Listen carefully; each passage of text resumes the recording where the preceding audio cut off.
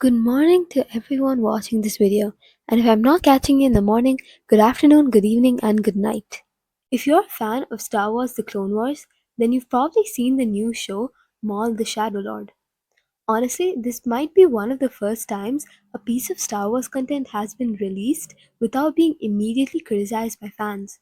I really enjoyed the first two episodes. They did a great job showing just how unpredictable crime lords can be. I think the best part of the show is definitely its animation. The animation is so good that a lot of times the scenes look like they were shot in real life. I've seen a lot of people don't like when shows are animated as it automatically makes it feel childish. I disagree with this statement a lot. I think an example of this is scenes like lightsaber battles. Now, I'm not saying that the lightsaber battles in the live action movies are not good, far from that actually. I just think animating certain scenes allow the characters to use their special abilities in more creative and visually exciting ways.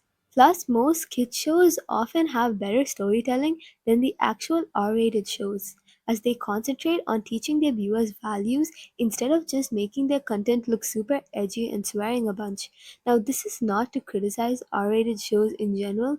This mostly applies to shows about superheroes, for example, what happened in Titans. Now, the story revolves around Maul's own crime syndicate and the criminal underbelly of the galaxy. Along with that, Maul seeks to find a new apprentice in order to enact revenge on the people who wronged him, like Darth Sidious. Now, there are some scenes that don't make the most sense to me. For example, when Maul first breaks into the prison to break Wario out, he has a chance to kill Brander Lawson, a detective that starts investigating the Shadow Collective after his encounter with Maul. The reason this does not make the most sense to me is the fact that Maul never needs a reason to kill someone. He recklessly kills everyone, no matter who they are, unless they hold some useful information to him, like how he didn't kill Vario. On a side note, as mentioned previously, Darth Maul seeks to find an apprentice to help him in this cause. It is so funny to me how every time he tries this, it never ends good. Because of his overconfidence, he has lost his position of power multiple times. His obsession with finding an apprentice reminds me of Slade so much. Except Maul is not a creepy person. Both Slade and Maul try to find an apprentice only for them to get killed as a direct or indirect result. The voice acting in this show is very good to say the least. Maul is voiced by Sam Witwer. Now, I love his voice acting, and the fact that he is a big fan of Star Wars also adds a level of depth to his voice acting that makes the whole show so much better.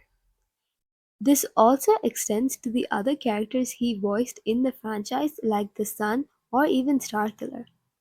This is probably another reason why I do not agree with the criticism of Clone Wars. It added so much more depth to Maul's character instead of him just being an apprentice that showed up for 7 minutes and then dying. It transformed him from a minor villain who appeared briefly into a complex and compelling figure. And I mean, imagine going up to a person that just finished watching Phantom Menace in 1999 and telling them that the Sith Lord that just got killed by Obi-Wan Kenobi in the most humiliating way, getting his body cut in half, is gonna come back and become the king of Mandalore at one point. They would think you're schizophrenic. And I mean, look at the dialogue delivery in that speech between him and Ahsoka. With your help, the Jedi can stop Sidious before it's too late. Too late? For what? The Republic to fall? It already has, and you just can't see it. There is no justice, no law, no order, except for the one that will replace it. The time of the Jedi has passed. They cannot defeat Sidious. But together, you and I can. That might be one of the best villain speeches that I have heard. Overall, this show had a pretty good start. I'm very interested in where the story goes. Obviously, we know that by some agency, Maul ends up as a hermit until he meets Ezra. One of the reasons will definitely be Maul's hubris. What I'm curious about is how badly things go wrong for him and whether betrayal will play a major role in his downfall. But anyway, that's all for today. Stay whelmed, and just as a friendly reminder, always look behind you because you never really know who's watching.